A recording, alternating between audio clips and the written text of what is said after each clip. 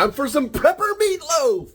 Let's go! 15 seconds to safety, water, food, light, documents, family, plan, prep smart, act fast, gear up today. So as advertised, we're going to make some prepper meatloaf. Not a joke. We're going to use mostly prepper stuff.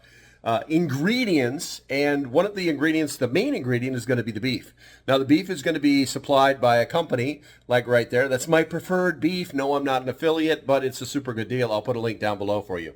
Why? Because it's better, and it's cheaper, and it's more, and it's all the good stuff for less money. That's why. Anyway, so I've got a whole bag of this stuff, and I'm going to turn these hamburgers into a meatloaf with a special recipe from one of my friends, Candle Rose. She sent it to me, but Candle Rose, I changed a few things because I don't have all the ingredients. So yeah, let's do that now. So the first thing I'm going to do is I'm going to take these and I'm going to rehydrate them. There's basically, and these are probably the best beef patties I've ever seen before. Not a joke. And you can't overhydrate them, and they actually taste and look like, well, they're beef. So what we're going to do is we're just going to let these suckers rehydrate for about 30 minutes. They say it doesn't take that long. Nope, you don't want to eat that. But we want to make sure that we get those completely rehydrated before we do anything with them, because when we were doing the hamburger test, what we found out was that these things, they really, really wanted to kind of fall apart a little bit. But I mean, they almost look like fresh beef, right now, not a joke. So we're going to let these rehydrate for 30 minutes. We'll just do a quick cutscene, and then we'll come back when we're done. So 30 minutes have came and went. I put this plate on top of this so that it would keep it underwater, just to make sure that it was all hydrated.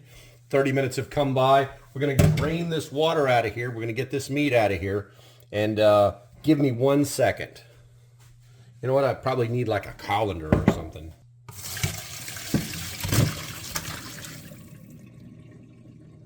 And we're just going to reuse this bowl to mix stuff. So we're supposed to let the meat get as much water off it as possible. So we're going to let this set for a minute just to, I guess, drip dry. Actually, no, let's do this. This will give us an idea of what we're working with. It's all very pliable already, surprisingly. But we're going to see if we can't get some extra water out of it now that it's been reconstituted. And it's funny too because,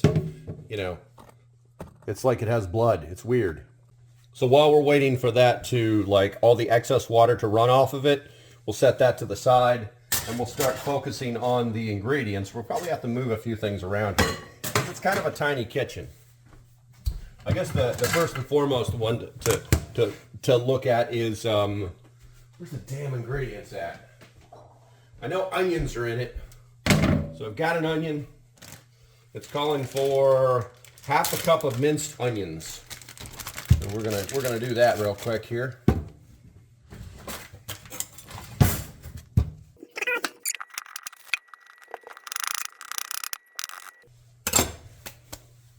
And now we're going to get this onion sauteing, and while we're doing that, we will work on the other ingredients. We'll work on those other ingredients. One of the things that we do here is we actually have olive oil in a spray bottle so we can control it, and it's pretty neat little idea. There we go. I probably used too much, but I think it's okay because we're just going to saute some onions. We got that cranked up to high. And while that is sauteing, we will gather the rest of the ingredients. So Candle Rose's recipe calls for 1.5 pounds of ground beef and a half pound of ground pork. We're not doing that. We're going to use my dehydrated, or our meat, our freeze-dried patties, and we're basically going to turn this hamburger into hamburger. It's very juicy, very surprisingly juicy. I hope I've got enough here. There's probably about 4 or 5 patties. But this is for my lunch, and it's an experiment. So you guys can see what you can do with the freeze-dried food, the higher quality freeze-dried food. As you can hear the onions, I'm going to have to turn those in a second. But we're going to start with the meat. We're going to get that ground up. And one of the things they say about making a juicy meatloaf is to not overly mix the stuffs, because what happens is it agitates the meat and can make for a tougher meatloaf. Next, they're saying we need 1 egg, but I'm going with 2 because I want to make sure that I've got enough binding agents. And then there's the call for the unsweetened applesauce, but I don't have any applesauce, so I can't do that. Oh, my onions are starting to burn. Not good. I've also preheated the oven to 350 degrees, and we're going to cook for a total of 40 minutes. We'll take it out about 15 minutes before the end so I can put the sauce or the glaze on it. I'm going to take it off that high heat real quick. But let's see. And I don't have any breadcrumbs, but I do have ketchup, and I'm supposed to use 2 tablespoons of ketchup. I think that's good.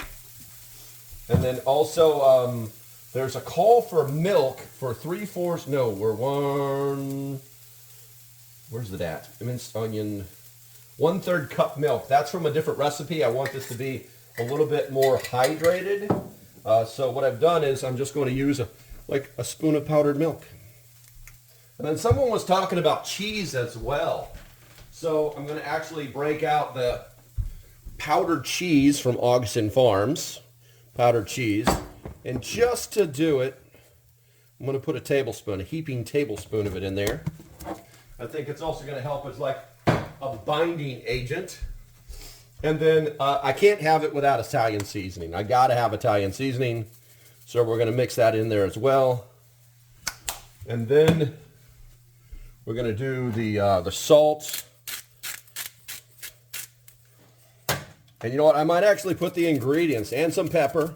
I might actually put the ingredients in the video description. We'll see what happens. And I'm looking at my list here, and I'm supposed to have 1 tablespoon of olive oil. I'm going to use avocado oil. And I think that's it. I think we're going to be making that. Oh, and the onions. We got to put our onions in there. Can't forget about those to all this effort of making the onions all brown and yummy so they taste good. Okay. And like the recipe was saying, hey, you guys know I hate mid-roll advertisements because YouTube just gets all your money. It's my turn.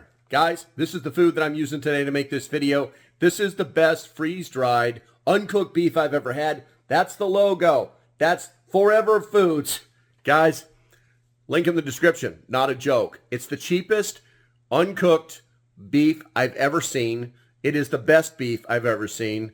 And I've seen a lot of them. I actually just did a video. I'll put it somewhere around here. All right, back to the video. Get your beef. We don't want to overmix. So I probably ought to get in here with my hands, but I'm going to start just by making sure I get all the dry ingredients with the wet ingredients. Like I said, I don't want to overmix it to make the meatloaf tough. But I am going to get in there at least once or twice to mush all these things together. It looks like a meatloaf. It looks like a yummy, yummy meatloaf. You know what? I don't even need to get in there. It's all, basically, it's good. This is all good. All right, so I guess I need a pan, and I'm also going to take that meatloaf pan. What size do I need? I'm going to go with the bigger one. I'm going to put some parchment paper in it. I'm also going to actually cut it to size because I want to be able to just pop this sucker out. Maybe right there.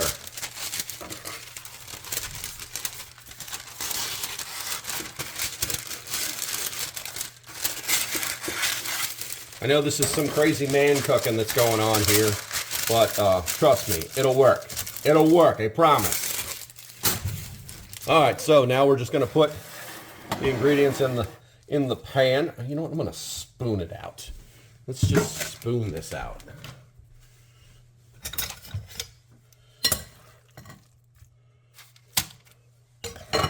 maybe I don't know if I got the right size pan here. We're going to find out, though. Yeah, I think I'm okay. Prepper Man Meatloaf. This is a lot of meat, guys. Hopefully you can see that. You can see that, right? There you go.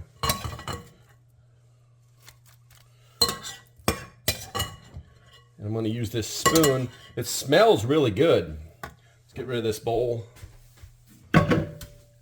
Gonna spread this out, kind of tamp it in there. I don't know if you're supposed to do that or not, but it seems appropriate. I'm gonna make it so it's like loaf shaped. I don't know if I'm supposed to do that or not, but I'm gonna do it anyway. All right, prepper meatloaf, guys. So now I'm gonna put this in the oven for total cook time of 40 minutes, but I'm going to take it out like 15 minutes prior to put the glaze on it, So let's stick this in the oven and we'll go from there.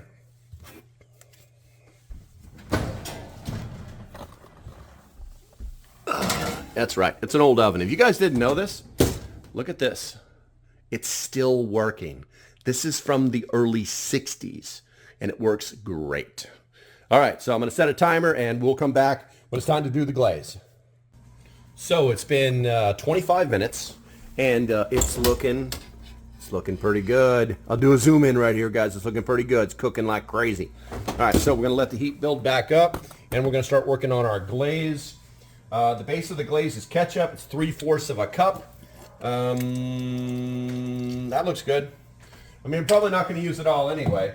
We're supposed to use 1.5 teaspoons of white vinegar. All right, there we go. And let's see here. We're supposed to use a 1/2 tablespoon of garlic powder. That's the onion powder. Okay, and 1/2 tablespoon of the garlic powder. There we go. And then I'm also supposed to put 2 tablespoons of brown sugar. It didn't say if it was dark brown or light brown, but I'm going to go with the dark brown because I think it has better taste. And I'm just going to, that looks good. Maybe a little bit more because it needs to adhere to the meat. All right, let's get this stuff out of the way. And basically what I'm going to do is I'll mix it up and then I'm going to pull the meat out. That's what he said. And we're going to put that mixture onto the meat. Man, the shadows in here are awful. If I stand over there, what if I stand there? If I stand there, if I like stand way over here behind the camera.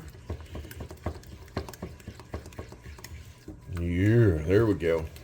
And what's that taste like? That's not bad. It's kind of ketchup-y, but it's still good. All right, so our glaze is done.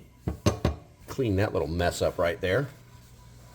And we'll just slide everything this way. I'm going to bring that hot bread pan up here. You guys going to get a good look at it. It's already. It's funny too because it's like the meat. It's like real hamburger. It's weird. All right, let's put this over there. Yeah, I guess that's a good spot. You guys know I just do this all haphazard makeshift, right? All right, there's no perfection to this. I am not Martha Stewart. So I'm just going to pour this on here. Looks like the appropriate amount. And we're going to spread that around there. The meat is feels like it's firming up. It's all getting so firm. All right. And then we're going to just put it right back in the oven. It's basically got about 15 minutes left to cook. And we'll be back when it's done. All right, guys, time is up. And we're going to pull it out of the oven. Ooh, look at that. Look at that. That looks delicious. Let's go ahead and run a thermometer in it. Find out what that temperature is. It's going to be pretty hot. I did, there we go. I I had pulled it out earlier. I had decided to cook it for another 15 minutes because it just didn't feel firm enough. But yeah, more than hot enough to eat, even though it does feel very like moist in the middle. So we're going to let that sit for 15 minutes and cool, and then we'll pull it out. Now to figure out if this actually worked or not. The whole idea is that this basically lifts right out of here, and it won't be this huge mess. It's feeling like it's trying to fall apart already on the ends, kind of locked in there.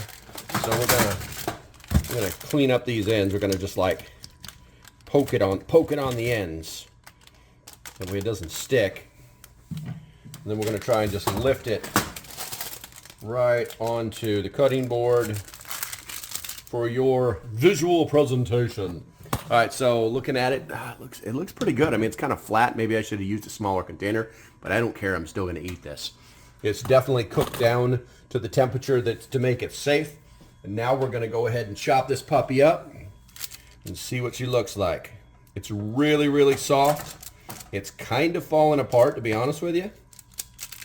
But I think that that's for maybe it needs to cool a little bit more.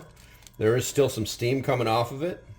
But we're going to go ahead and put this on a plate for you to take a look at, and then we'll go from there. All right, so taking a good look at it. It's a good-looking meatloaf. I could probably cook that a little bit longer. My original instructions were for an hour and a half. I opted to use different ones for 40 minutes so it didn't dry out. But then I was testing it, and I wanted to go to 55 minutes. So this could easily cook for that full hour and a half. I don't know if it would really make a difference, but I can't stand a dry meatloaf.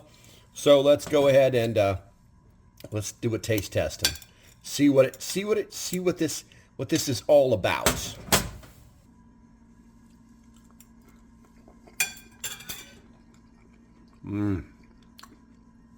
Oh yeah, the onions, the sauce, doesn't have that ketchupy taste anymore. The brown sugar really shined through. Guys, I hope you got something out of this video. Hopefully you enjoyed it. Maybe you learned something. I think I might actually put the recipe in the description for you. I think that's going to be about it. Now I'm going to go eat some lunch now. So, as usual, guys, hopefully you got something out of the video. Thumbs up as you go out the door. It's appreciated and helps. Stay safe.